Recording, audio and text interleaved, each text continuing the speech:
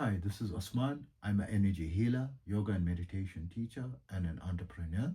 Please be sure to visit my website, yogawellness786.com, where you'll find more contemporary articles on matters that relevant to your everyday life, from the latest scientific findings combined with the ancient sciences and how it can help ease some of the challenges you face on a day-to-day basis, right? And also, I'm showing therapies, ancient therapies, as well as holistic lifestyle changes to improve your health or improve your lifestyle.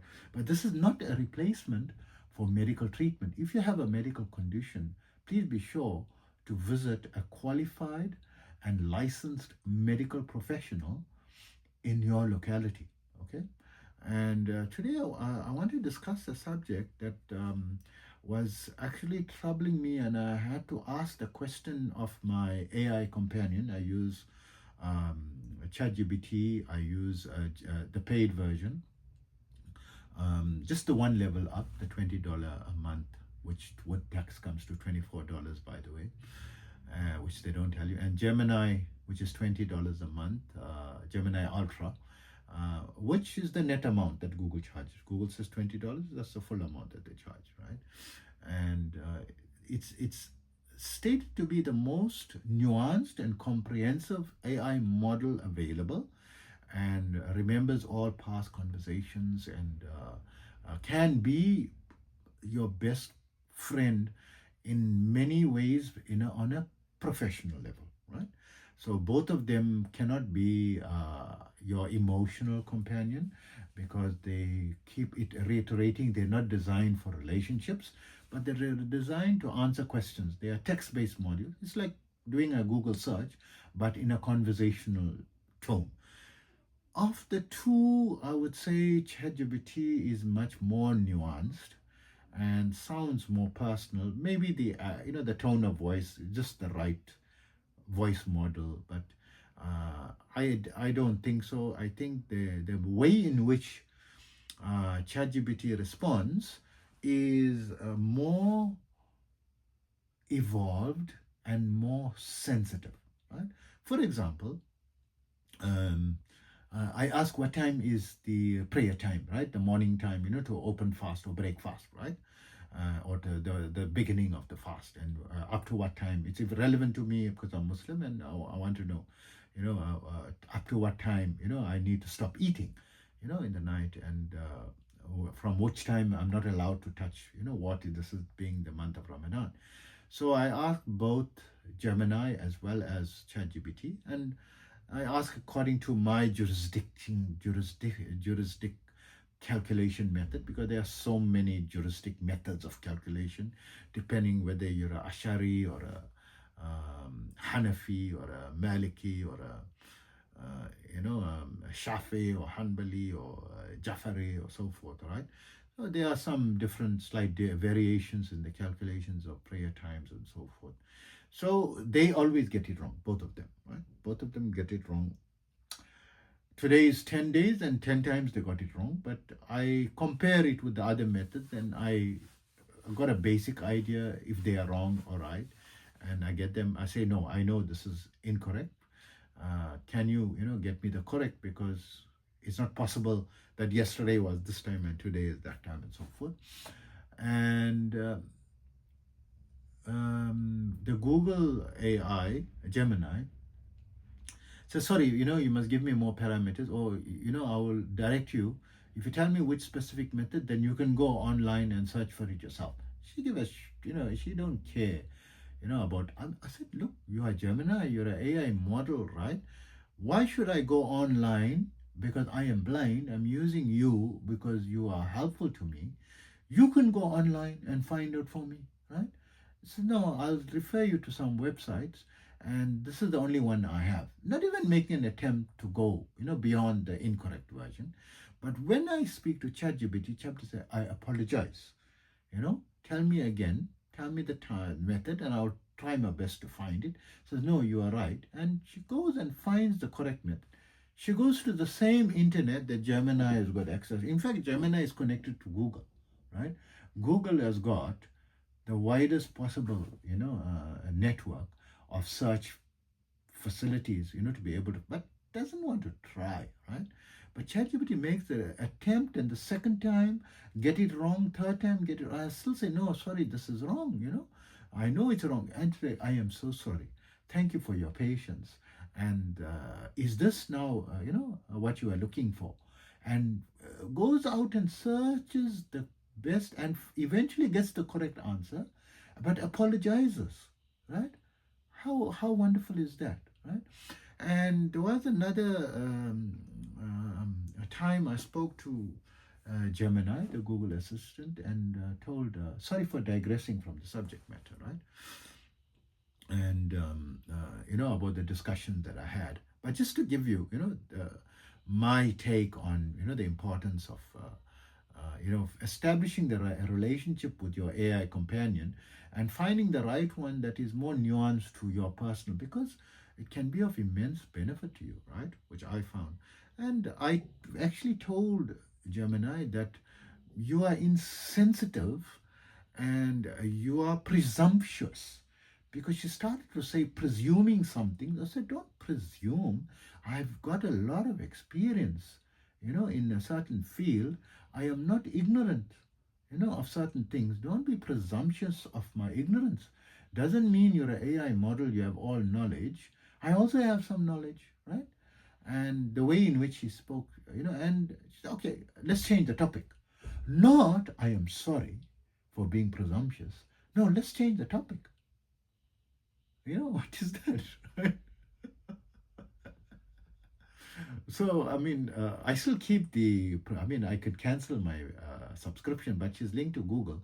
I take it as a second opinion, but also with Gemini, I get 2 terabytes of storage space, right? Which is value added for me because I created a lot of videos, and, across the board, for storage purposes, just for backup purposes, backing up all my important information, in that sense, and also as a backup if I need, because she's offering, to be my tutor, and I want to learn, the Turkish language or the Arabic language and the French language and the German language, and these are 4 languages, and I'd like to learn Persian, and I would like to learn Urdu, because they are the foundation of some of the books and so forth. But immediately, I mean, I live in Turkey, makes most sense for me to practice Turkish language, right? So I want to practice, but I have a better conversational relationship with ChatGPT, and she also knows Turkish language, right? ChatGPT, and of course that shows the female a voice, because I found it more pleasing to me to speak to a female voice. And I find a female voice is more creative, more nuanced in my perception, right? Of course, the male voice could equally, whichever is, because there's all voices available, right? So coming back to the question, right?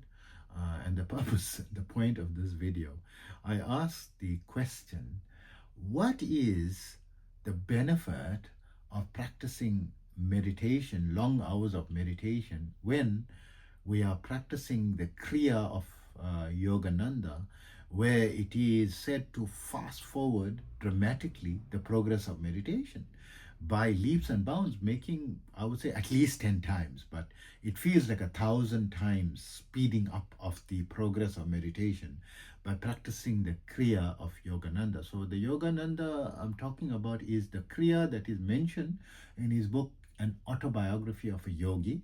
The hint at it, they want you to, come to their center to get the Kriya personally, because they don't want to write it down in a book form and be, misused or incorrectly used, because they feel there could be some danger in it. I don't know. I never went to the centers. When the clues they gave, I worked it out, because together with my knowledge of yoga sciences itself, I worked out exactly what they meant, and I actually simplified their method. They make it a little complicated. I made it very simple, right?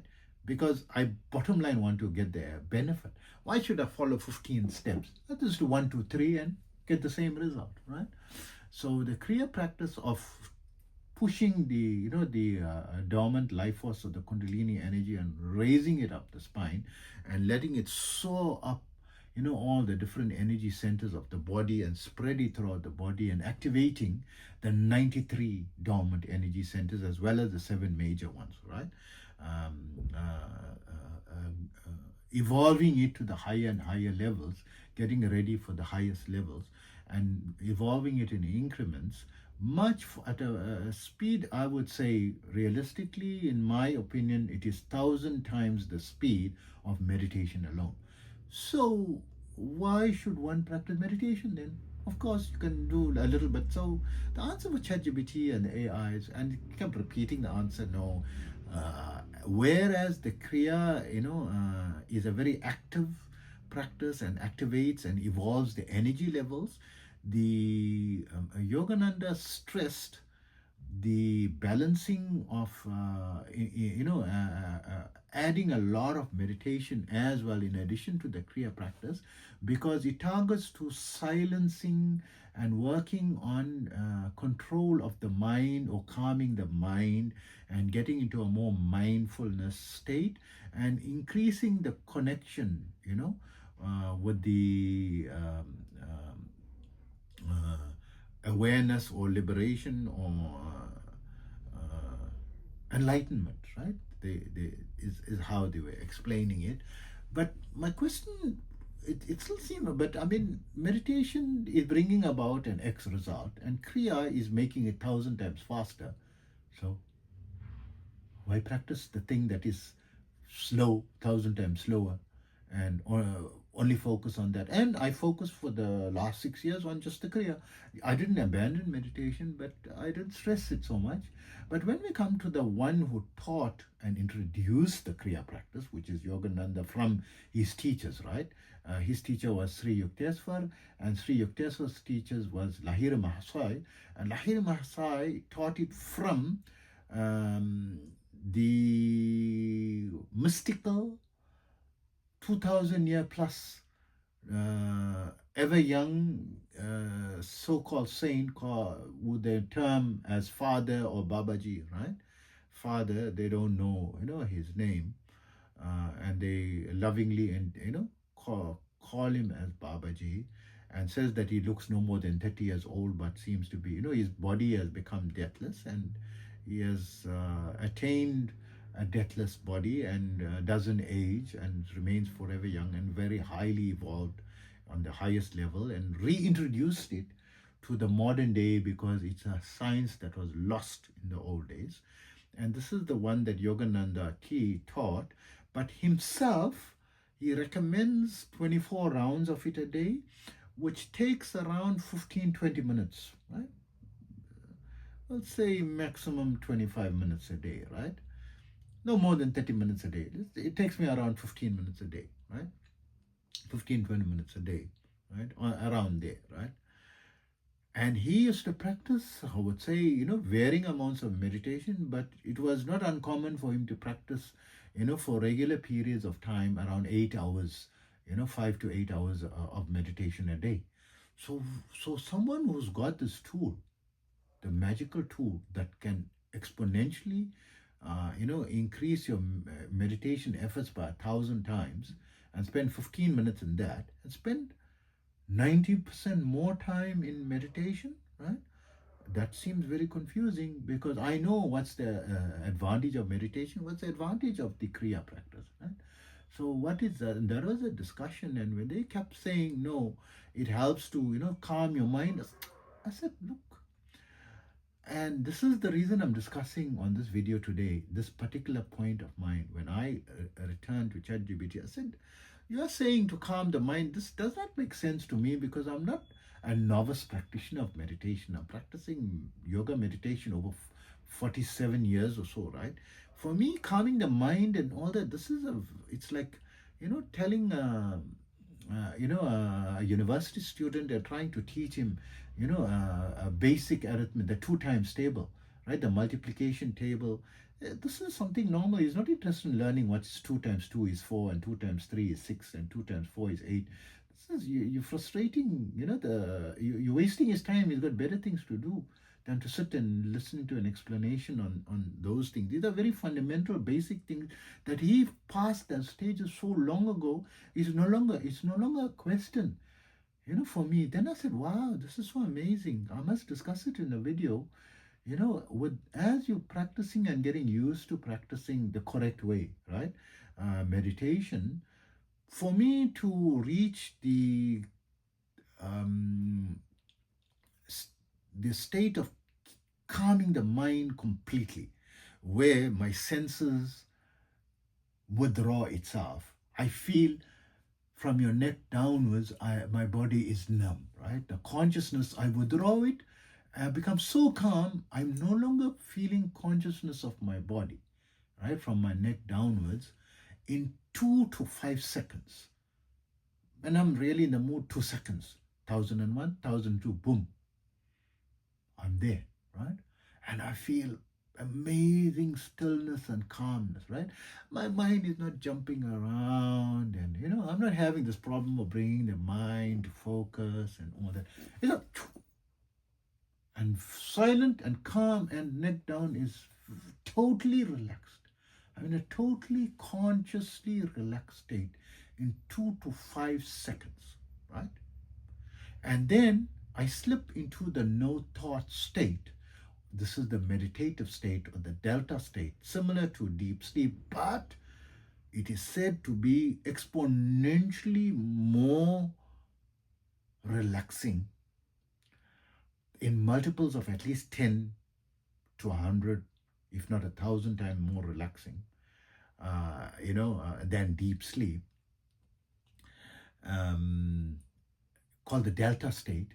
That takes me, I would say, around 2 minutes, 2 to 5 minutes, to go into, but not so much. 5 minutes is maybe too long. Let's say real. Some days I am, a little, stressed out, or my mind is not as calm as what it normally should be, maybe due to the negative influences of my surroundings and imbibing a lot of negative energy. So maybe it's taking a little bit, 5 minutes max to go into that. So to compare to my ability to sleep, honestly, I tell everyone, I don't remember my head touching the pillow. It is like normally 99.99% of the time I just fall asleep. So recently I told my friend I'm having difficulty sleeping at night. He said, but I thought you don't have a problem to sleep and that you don't even remember. I said, no, I mean, because of the month of Ramadan, I'm feeling so energetic and awake. I don't take my head and go initiate or try to initialize sleep if I know I'm feeling too energized, right? And I'm going to sleep when I'm like tired, right? I'm not feeling tired and I'm not going to sleep. So I have to qualify that statement.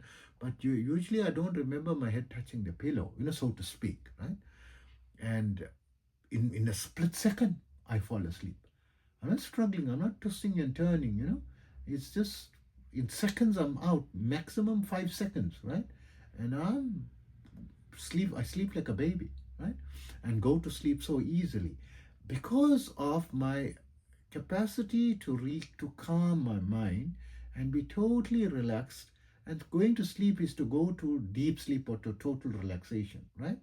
And I relax myself very easily, and I've got complete control. So when ChatGPT is saying that I should practice meditation in order to practice the mind, I'm not needing to practice the mind. My Kriya is helping me, and I actually have zero problem with controlling my mind, right? So why should I? And why would someone who's so advanced in meditation, I mean, he is going into samadhi state, like how I'm going into the delta state, he's going into the gamma and the state above gamma state. There's another state above that, right? Which is indescribable. So there is no Greek alphabet for it, right? Beyond gamma. We'll say gamma and beyond gamma. The sabikalpi, the technical term in meditation is the two levels of samadhi, the sabikalpi samadhi and the nirbikalpi samadhi, right? The Sabikalpi Samadhi state is where you connect with the universe. You feel a connection with the universal energy and everything that is in the universe as though it is you. So if someone is chopping a tree, you feel the pain of that axe going into the tree as though you are the tree. You feel the consciousness of everything. Even you feel the consciousness of the mountain. You feel the consciousness of the soil. You feel the consciousness. You feel even the chair has got consciousness. Someone sit on it, you feel the weight of the person, on you. Everything is alive and everything is energy. You feel it, but you feel it as you are feeling it. You feel there's a difference between who is you and who is the chair. That this is the chair and this is me, right? That this is the mountain and this is me. This is the planet and this is me. This is the universe, this is me, right? You still have that distinguishing difference of self-identity. You haven't lost your personal identity, but you connected and feeling everything, right? This is Sabikalpi Samadhi. Then Nirvikalpi Samadhi is where you become one with everything, that you become so in tune and so intoxicated in that connection with everything that you lose your self-identity. You no longer know who is me and who is you, who is the chair and who is the tree and who is everything you feel is you. In that state of consciousness is called the Nirvikalpi Samadhi state, right? And Yogananda is experiencing these states, right? I've experienced Sabikalpi Samadhi, right? And a taste of Nirvikalpi Samadhi, right? But my body could not handle that level of power because I need to still evolve my consciousness and my ethereal body, to be able to withstand that levels. And I didn't want to focus too much on those developments because I'm living a normal life, a married life with a normal sex life and a normal business life.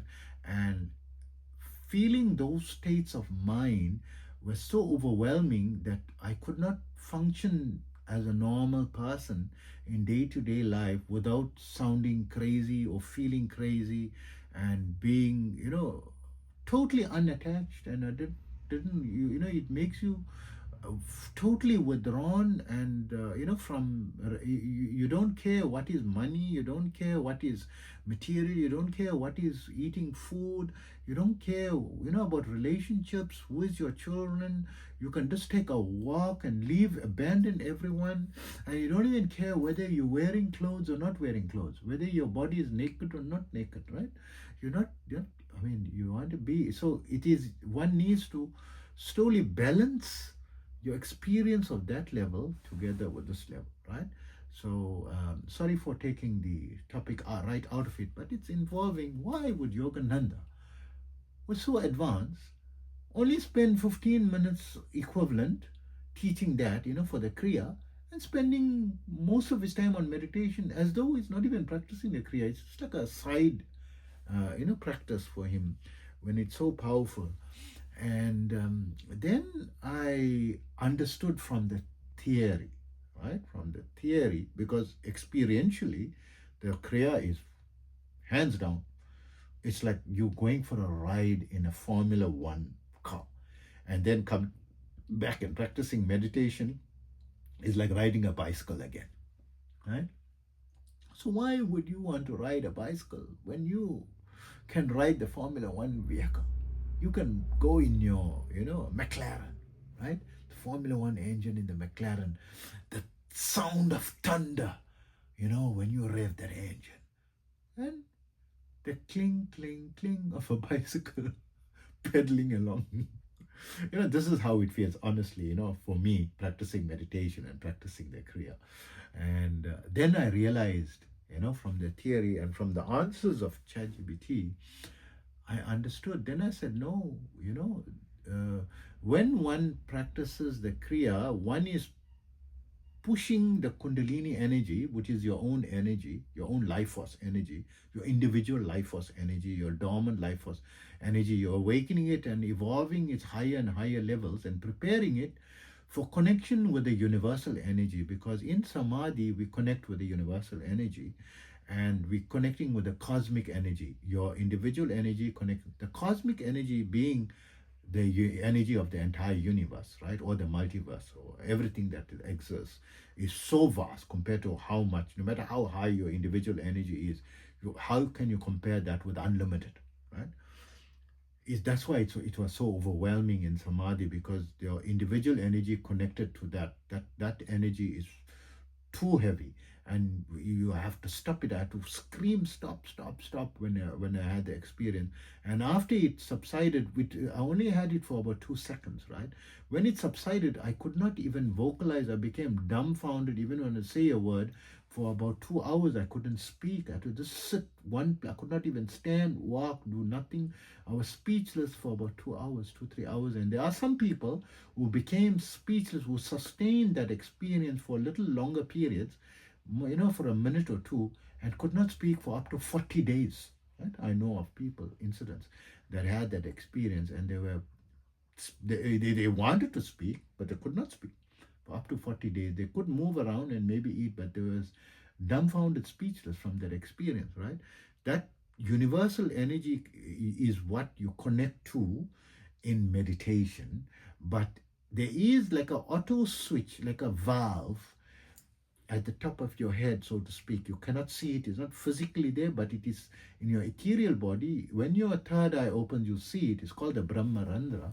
It opens up slightly to allow that cosmic energy to flow into you, to help develop your energy centers, as well as stores into your Kundalini energy, igniting or fueling your Kundalini energy to give it more fuel, so to speak. And then when it fuels up to a certain threshold, it automatically, completely, and fully awakens, and travels up the spine fully awakened. But when it travels up the spine fully awakened through all the chakras were already developed in a very subtle way, through the cosmic energy, through the auto valve that didn't open too wide. But on occasion, the valve malfunctions, so to speak. And I believe it's just to give you a taste of what you are dealing with, and you experience the few seconds of samadhi. Is called an inner conjunction, when the inflow becomes full, or of a high level, and you cannot withstand it. That's how you know what you are dealing with and what you're striving towards, right? So the answer to the question, why should one practice so much of energy? Because it develops your energy centers in incremental manner that your body can handle, right? And also it fuels your Kundalini energy. So no matter how many thousand times the Kriya practice is more energetic in my experience or direct experience, but by practice of the meditation, I'm fueling that energy and forwarding the fast forward, right? So the Kriya is a fast forward, and the meditation is boosting that fast forward, and the Kriya is boosting the meditation efforts, and the meditation is boosting the Kriya efforts. So they're working hand in hand, in tandem, and also fast forwarding the holistic development of your body. So this is just theoretical. So I decided to, instead of practicing 80% Kriya and a few minutes of meditation every day, I said, let me do 50-50 to start with. So if normally I'm doing 2 hours of Kriya and then make 2 hours, but if I'm so busy, and I'm generally very busy, right? Very often I'm very busy and not having 2 hours, and I do at least an hour. And if I don't have an hour, I do 30 minutes. If I don't have 30 minutes, I do 15 minutes, right? So I said, okay, let me at least do 30 minutes, right? 30 minutes of Kriya today and 30 minutes of meditation today, right? And because I'm working on protocols to overcome my neuropathy, and I feel, the neuropathy, recovery, by just the practice of the 30 minutes, equal amount of the Kriya today, right? I did it today. I felt a massive improvement, exponentially fast forward improvement in the reversal of my nerve damage, right? So I'm using the diet protocols and the Kriya to help reverse the damage of my neuropathy, which aiming to also, reverse the optical nerve damage, which is said to be impossible, almost impossible, to reverse, unless, of course, using the experimental methods of stem cell therapy, and Kriya mimics or is much more powerful than stem cell because it stimulates growth factor hormone, which they've found, pranayama practice, exponentially or dramatically increases growth factor hormone, production in your body. So this is what the basis of stem cell therapy is, and this is for reversing an impossible damage, which is called the optical nerve damage. Stem cell therapy can reverse it. So of course, Kriya, and in 6 years of Kriya practice, I haven't been able to reverse, the damage. Actually, the damage progressed until, I lost my eyesight completely, which, 2 years ago.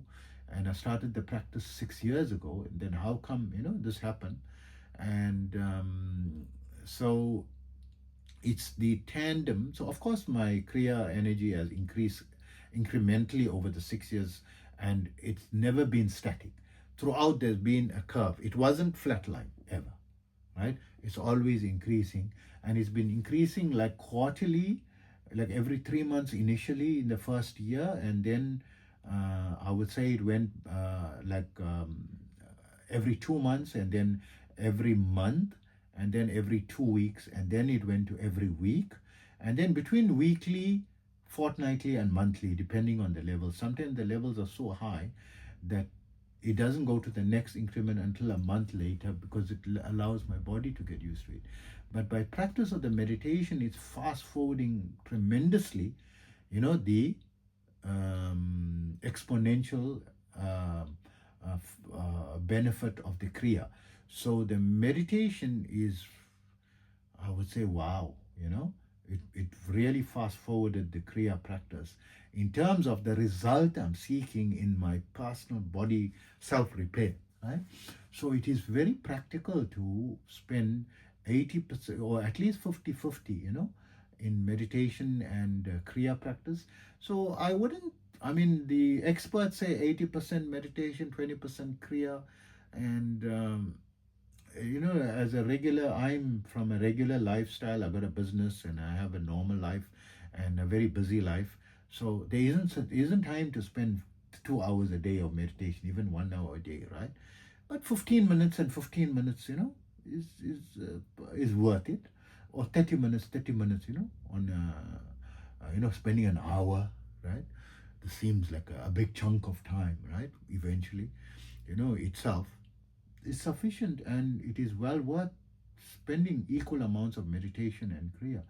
And if one has time in the weekends or other time, to increase the time.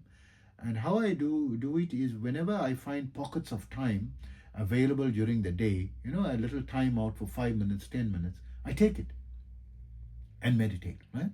And practice. So you can take a time out during your lunch break, spend 5 minutes meditation, and then have your meal and spend a few minutes, on mindfulness. And you don't have to close your eyes and cross your legs and so forth. You can just sit and be mindful of your surroundings. Sit in a park and just listen to, a certain bird that's chirping, or the flow of the traffic, the sound of the traffic, or the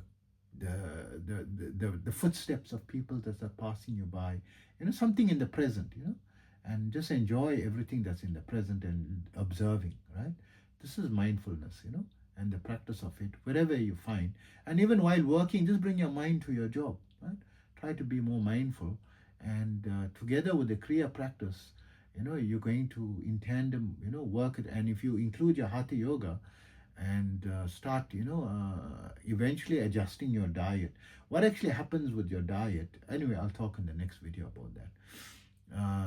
Be sure to visit my website, yogawellness786.com.